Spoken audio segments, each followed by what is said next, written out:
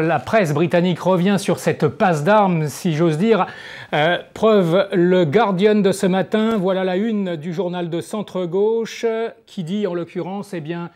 Sarkozy demande à Cameron de la mettre en sourdine sur l'euro. Nicolas Sarkozy, d'après les sources que nous avons, a dit à David Cameron qu'il en avait assez de voir les Britanniques tenter de s'ingérer dans les affaires des pays de la zone euro en essayant de s'immiscer dans leurs conversations, dans leurs négociations. Nicolas Sarkozy en a assez également d'entendre la Grande-Bretagne donner des conseils à ces pays membres de l'euro. Et David Cameron a répondu en justifiant que toute mesure prise justement dans le cadre de ces négociations, des 17 pays membres de la zone euro, aurait des implications directes, alors néfastes ou bénéfiques,